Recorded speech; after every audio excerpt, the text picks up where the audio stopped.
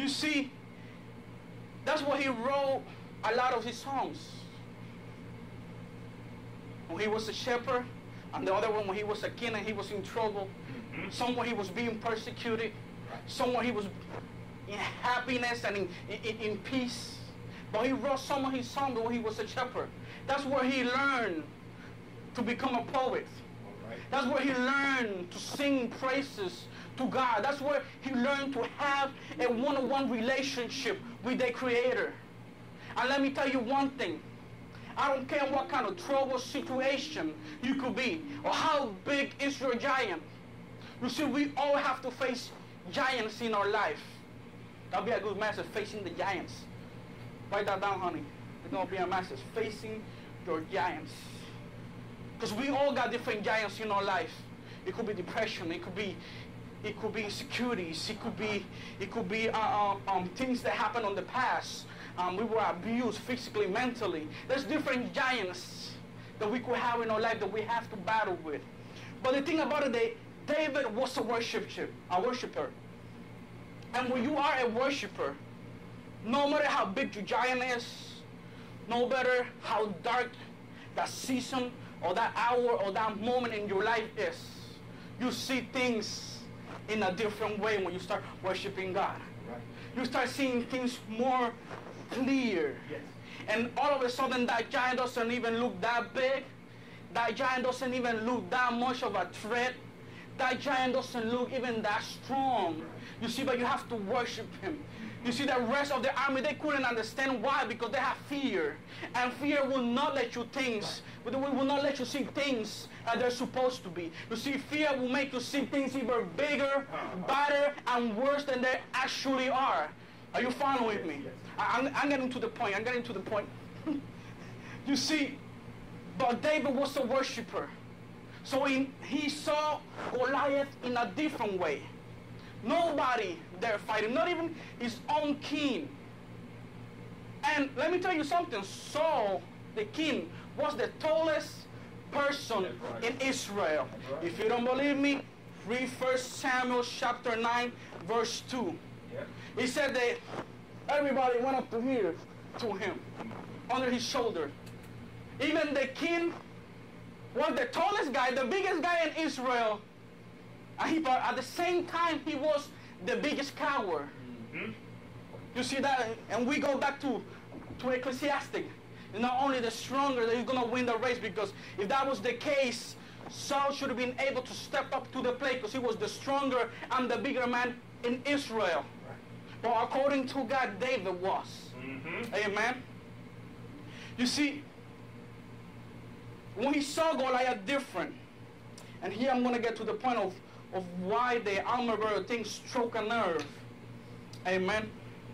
And I'm a curious person. You know, when something strikes a nerve, I have to keep digging till I find out what's going on. Amen. You see, Goliath was 10.5 feet tall. Even though some translations say that he was 9.5 feet tall. And then some historians said that he was only 6 feet. But that could be really discredited in a simple moment as you read 1 Samuel chapter 9 verse 2. Because if that was the case, that means then Saul was only, 5 feet tall, and I guess that everybody else in Israel was midgets? But, you know, just throwing that out there at you, because there's some historians that said that he was only 6 feet, but that's not true. It was just a misinterpretation and also a misspelling. And also it was, one of them says that it was the reason why it got word off. So one letter started looking like another, a number started looking like a different number. So that's where the confusion came. But really Goliath was 10.5 feet tall. Amen. As you know, scientifically, this is impossible. Another thing is that Goliath was no kind of a special breed. Yes, we had giants before the flood. But there was a flood because of that reason and some other reason that they got destroyed. And by that being destroyed, the only other reason and logic why Goliath was that big was because most likely Goliath suffered from a disorder that is caused by excessive production of growing hormones. You see? That is caused by the, I don't know if I'm going to say this because with my accent, the pituitary gland. Is that right? Pituitary. Pituitary. Amen. You understand what I'm saying? Good. Amen. Gland, which causes giant growth. Amen. All right. You see, when you are a child, this is called gigantism, which children to level, they develop a great stature. They start growing up. They start getting taller and taller and taller until their bone growth place, they close. Once they close, then they cannot keep growing taller. Then when they get to a certain age, they sometimes it could be around their 20s or even 25 to 30 years old, then they start developing what is called mygelia. Amen? Which, that what it does is they both keep growing, but they start growing to the side. You see? They start getting deformed. He no longer gets taller, but he starts getting deformed. His face starts to change. His jaw, his head becomes bigger, and he starts growing to the size. His voice starts to change, and they sound like a giant. They sound like, when I have heard people talk like that, I've seen people with that disease. One of the tallest persons with that disease was here in the United States and was in the 1920s or 1930s, somewhere around there. And he grew to be around, I think was like close to 9 feet tall. And he kept growing like that. When he was young, he started growing taller, but then his bones started to get deformed. Then he wasn't even able to stand straight no more. He was started like to start hunching. His hands started to feel funny. His voice started to change. You see? And also, that sickness will cause giant growth in a part of the brain which presses on the optic nerve and causes tunnel vision.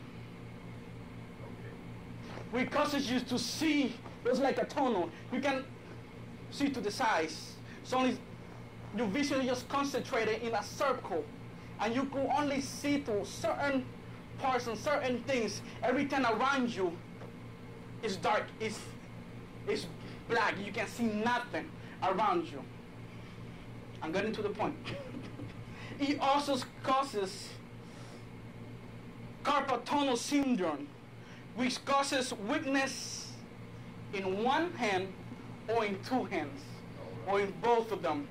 That's the reason why Goliath wasn't able to carry his own shield, because one of his hands already started to be so deformed that he had no control to be able to hold his shield. He only had one of them, and he needed to be able to carry his spear and to be able to use it for his sword.